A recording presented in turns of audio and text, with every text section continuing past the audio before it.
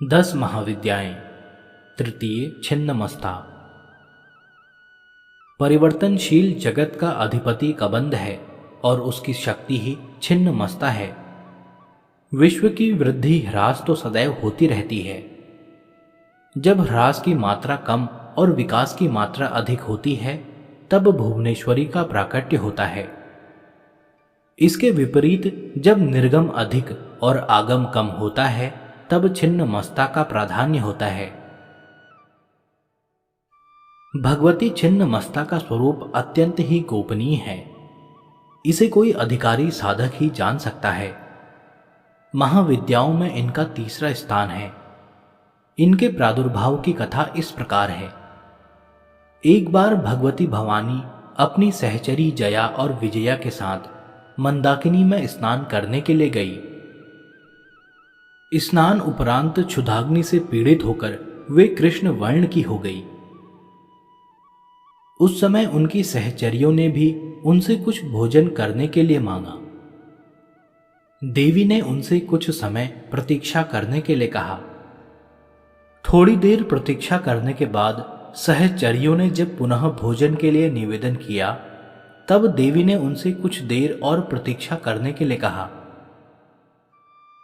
इस पर सहचरियों ने देवी से विनम्र स्वर में कहा कि मां तो अपने शिशुओं को भूख लगने पर अविलंब भोजन प्रदान करती है। आप हमारी उपेक्षा क्यों कर रही हैं?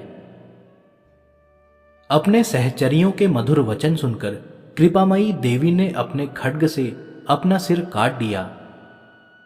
कटा हुआ सिर देवी के बाएं हाथ में आ गिरा और उनके कबंध से रक्त की 3 धाराएं प्रवाहित हुई। उन्होंने 2 धाराओं को अपनी दोनों सहचरियों की ओर प्रवाहित कर दिया, जिसे पीती हुई दोनों प्रसन्न होने लगी और तीसरी धारा को देवी स्वयं पान करने लगी। तभी से देवी छिन्नमस्ता के नाम से प्रसिद्ध हुई। ऐसा विधान है कि आधी रात अर्थात चतुर्थ संध्या काल में छिन्नमस्ता की उपासना से साधक को सरस्वती सिद्ध हो जाती है। शत्रु विजय, समूह स्तंभन, राज्य प्राप्ति और दुर्लभ मोक्ष प्राप्ति के लिए छिन्नमस्ता की उपासना अमोघ है। छिन्नमस्ता का आध्यात्मिक स्वरूप अत्यंत महत्वपूर्ण है। छिन्न यज्ञ शीर्ष की प्रतीक ये देवी श्वेत कमल पीठ पर खड़ी हैं। दिशाएं ही इनके वस्त्र हैं। इनकी नाभि में योनि चक्र है। कृष्ण, तम और रक्त रज गुणों की देवियां इनकी सहचरियां हैं। ये अपना शीश काटकर भी जीवित हैं।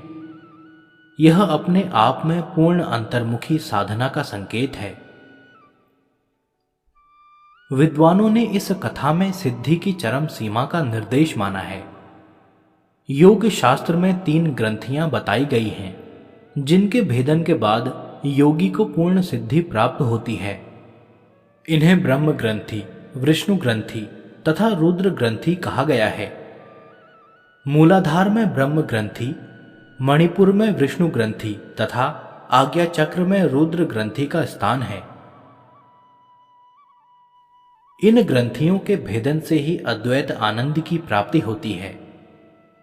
योगियों का ऐसा अनुभव है कि मणिपुर चक्र के नीचे की नाड़ियों में ही काम और रति का मूल है। उसी पर छिन्ना महाशक्ति आरूढ़ है। इसका ऊर्ध्व प्रवाह होने पर रुद्र ग्रंथि का भेदन होता है।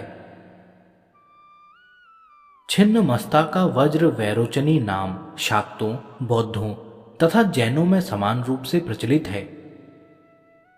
देवी की दोनों सहचरियां रजोगुण तथा तमोगुण की प्रतीक हैं। कमल विश्व प्रपंच है और कामरति चिदानंद की स्थूल वृत्ति है। बृहदारण्य की अश्वशिर विद्या, शाक्तों की हयग्रीव विद्या तथा गाणपत्यों के छिन्न शीर्ष गणपति का रहस्य भी छिन्नमस्ता से ही संबंधित है। हिरण्यकश्यपु, वैरोचन आदि छिन्नमस्ता के ही उपासक थे। इसीलिए इन्हें उग्र वैरोचनिया कहा गया है। वैरोचन अग्नि को कहते हैं। अग्नि के स्थान मणिपुर में छिन्न मस्ता का ध्यान किया जाता है और वज्रा नाड़ी में इनका प्रवाह होने से इन्हें वज्र वैरोचनिया कहते हैं। श्री भैरव तंत्र में कहा गया है कि इनकी आराधना से साधक जीव भाव से मुक्त होकर शिव भाव को प्राप्त कर लेता है